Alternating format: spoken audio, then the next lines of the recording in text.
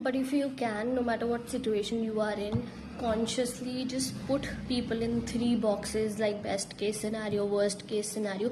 Not just people, even yourself. और एक थोड़ा सा बीच बीच का scenario. Best case हो गया कि you are creating, you're doing something, and then you have friends and people who just would support you no matter what, through words of affirmations. They know how engagement is important on social media, so they'll comment, like on your post, repost probably, and talk about your business, your work and your art or whatever you are creating to the people they know, okay? And they will spread it through word of mouth or whatever.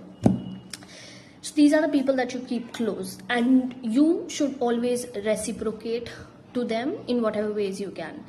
उसके बाद आपका जो बीच बीच का scenario ये है, मेरे बहुत सारे ऐसे दोस्त हैं जो खुद अपने सोशल मीडिया पे एक्टिव नहीं है, ठीक है, वो बस हैं तो अगर वो नहीं भी एंगेज कर रहे तो it just doesn't bother me because it's not there thing.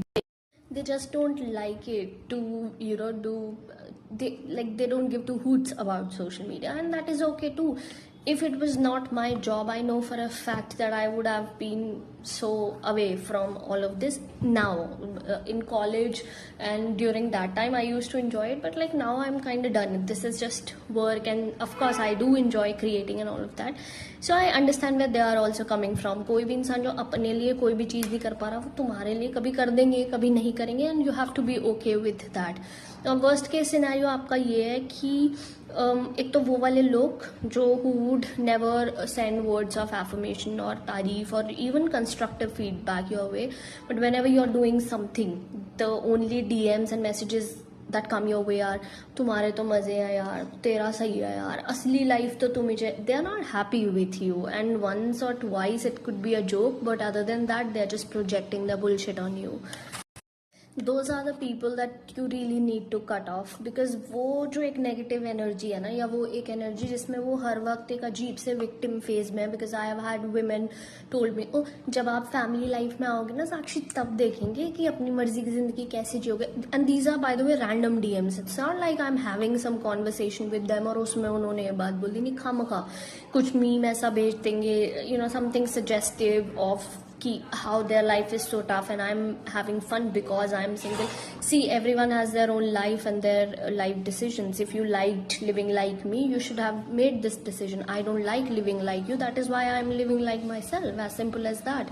So these are the people that you need to cut off. The amount of people that I have removed from my social media and real life, and obviously immediately it just brings a lot of pain, but eventually, my God, the kind of energy cleansing that has happened, it has only helped me evolve. और फिर worst case scenario का जो दूसरा part है वो ये है कि as much as I believe in community and friends and family, कि भाई सब साथ होते हैं तो बहुत फन हो जाता है and people are there for each other. I also believe in the fact that you are on your own kid, ठीक है. तो लेट अस अज्यूम कि भाई मेरे जितने भी लेट से 5, 10, 15, 50, 100 इससे दोस्त तो नहीं होते किसी के, ये भी बहुत ही ज़्यादा बोल दिया मैंने, ठीक है. और उनमें से कोई आपको सपोर्ट नहीं कर रहा, ना वर्बली ना आपके कमेंट करके फलाना, तो आप अपना काम छोड़ दोगे क्या, या आप ग्रो नहीं करोगे लाइफ में. किसी के बिना किसी का काम नहीं रुकता. That is a fact of life. हाँ, अपने लोगों के साथ चीज़ें हो जाती हैं तो obviously it feels better, but या so you will not live on this basis, या ये हर वक्त अपने अंदर एक एनर्जी रखना कि इसने ये नहीं करा उसने. You do your thing and have a broader mindset. These are not the people that you are trying to please.